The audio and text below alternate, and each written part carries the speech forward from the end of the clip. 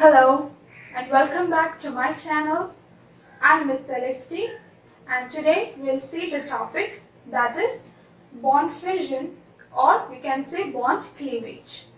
So what does this term tells us? That is, bond fission means breaking of a bond. Usually a covalent bond breaks. Okay, so here it is written, the breaking of a chemical bond, a bond breaks. Usually a covalent bond is often referred to as bond fission. Okay, so whenever this bond fission takes place, what happens?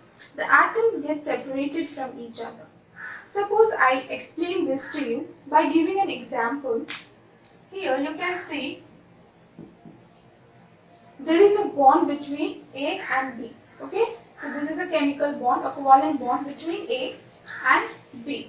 Now, whenever bond fission takes place, that means here what happens, the bond breaks, and what happens, both these atoms, atom A and atom B, get separated from each other. Okay, now here you can see that A and B, they are joined with a bond.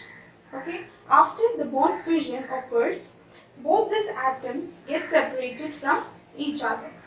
Now in this bond fission, we usually use the arrow marks. Okay, I have already taught you about the arrow marks in my previous videos. So in this bond fission, we use the curved arrow. Okay, curved arrow, or you can say the curly arrow. This is the curved arrow or the curly arrow.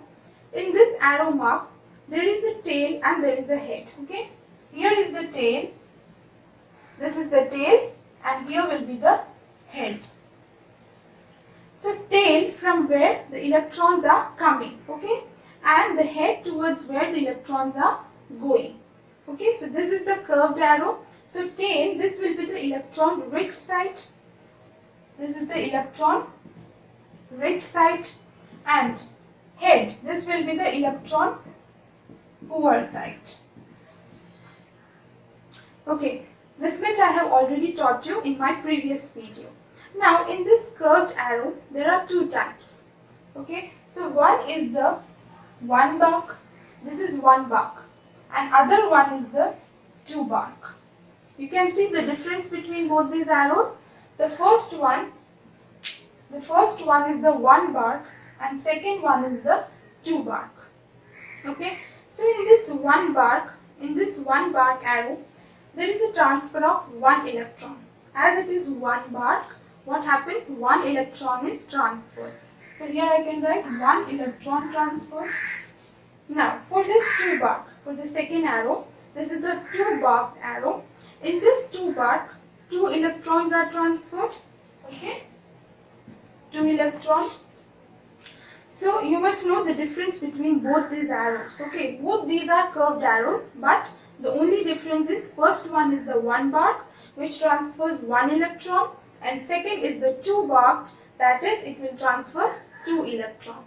So these electrons, these arrow marks, these are usually used in this bond fission for breaking of a bond. Now there are different ways to break a bond. So we'll see the different ways. There are two ways of bond fission.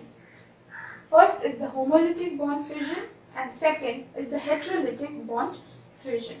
Now looking at the first one, that is homolytic bond fission. Here the word itself, homo. Homo means same, similar. Okay. So what happens here, if the bond breaks such that each atom gets one electron. Okay, whenever the bond fission, whenever this homolytic bond fission occurs, what happens? The atoms are separated and both these atoms will get one electron each. Okay, so that is written. Next, it is represented by one bark arrow. Okay, now here is an example. A and B, there is a bond in between them. Now, as the bond has two electrons, one bond has two electrons, and you can look at the arrow. You look at the arrow, this is one bark. This is one bark. That means I have already told you one bark arrow means one electron is transferred.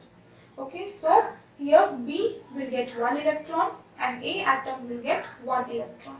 Now for this homolytic bond fission to be occurred, you need to apply some high energy. to break this bond. Okay, so you will apply some high energy in the form of heat or light. So what you will get is A and B. Okay, so you can see there is an unpaired electron in this A and B. So these are called as free radicals. These free radicals are highly reactive in nature.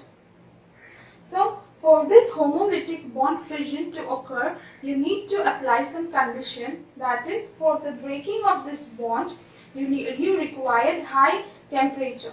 Okay, high temperature, or you require UV light. In presence of this high temperature or UV light, you can break the bond and you will get a free radical. Second is the heterolytic bond fission. In this bond fission, what happens? An atom will take both the electrons from the bond. Okay, so whenever the bond breaks, what happens? Both the electrons from the bond are being transferred to one atom. Okay, so which atom will take both the electron? That is the atom which is of high electronegativity.